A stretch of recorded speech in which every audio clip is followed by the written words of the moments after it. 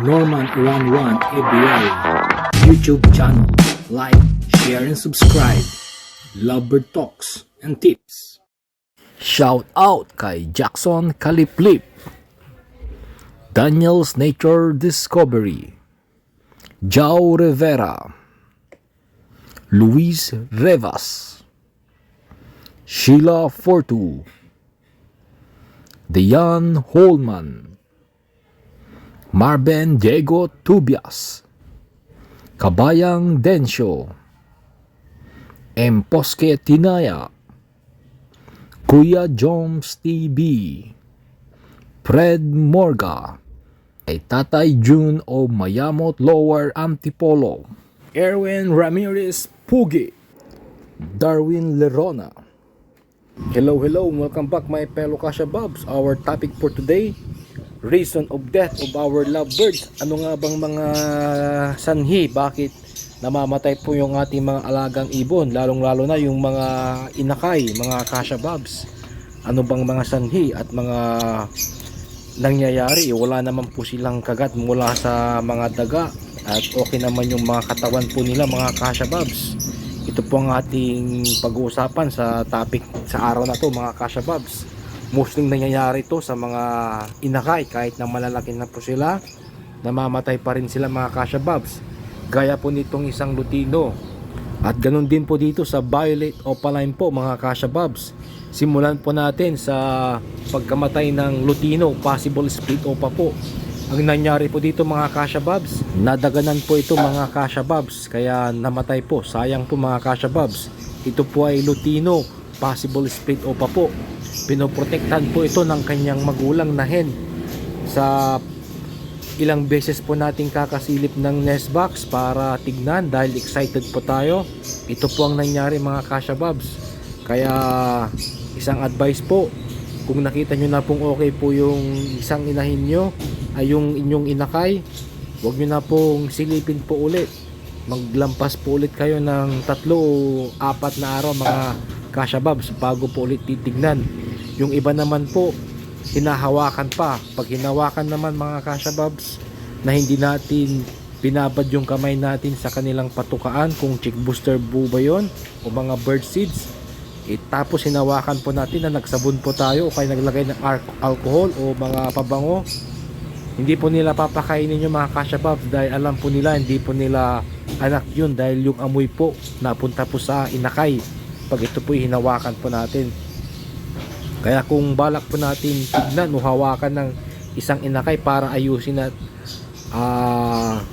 hawakan, ibabad po muna natin ang ating kamay sa kanilang mga pagkain nang hindi po mabago yung amoy, dahil kung di, mamamatay po yun, mga Kasha Bobs, yung inakay na hinawakan po natin. Yung iba naman may tuka po, may tuka sa ulo dahil po alam ng magulang hindi niya po anak yun, dahil yun nga po, iba po yung amoy o kaya hinawakan po natin. Sensitibo po yung mga inakay, mga Kasha Bobs, at yung kanilang magulang na hen, dahil territorial nga po sila. Pag nakita nilang may pagbabago sa kanilang mga inakay, iba po yung amoy o kaya patuloy po natin sinisilip, feeling po nila alanganin pong mabuhay yung inakay nila dahil baka kunin po ng ibang predator gaya po ng mga butik. Kaya ang gagawin na lang po nila ay sila na po mismo ang magpuprotekta. Yun nga lang po, mapapatay lang po nila, mga Kasha Bobs. At dito naman, ito po ay Violet Opaline po. Malaki na po ito, mga Kasha Bobs, pero bakit po siya namatay? Ano po ang dahilan? Ang sanhi po ng kinamatay nito, mga Kasha Bobs, itong Violet Opaline po, ay hindi po siya pinakain ng kanyang magulang.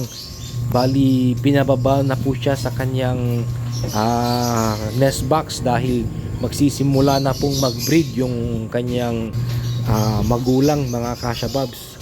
At yun nga po, isa po yun ang dahilan.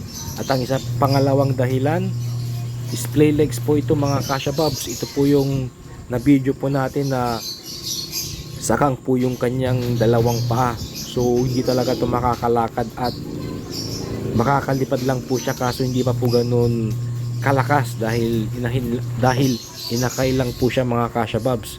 Nang pinababa po siya sa nest box. Yun po, nasa baba lang po siya at ang nagpapakain lang sa kanya nung una yung kanyang ama na magulang hanggang tinuka-tuka po siya ng inahin.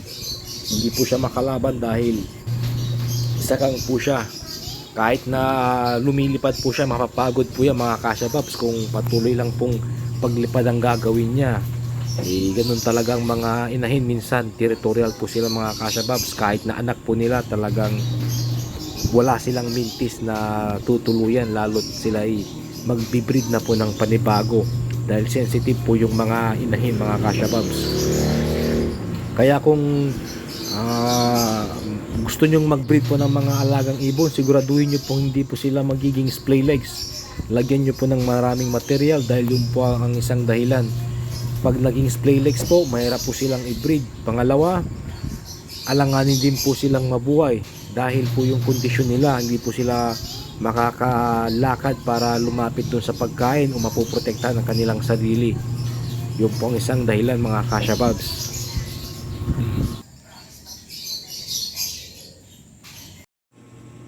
At kung nagustuhan mo ang video kong ito, pa-thumbs up. At kung hindi man, pa-thumbs up pa rin mga Kasya Bab. Huwag kalimutang pa-subscribe, pa-like, pa-share. At ulit, maraming salamat po.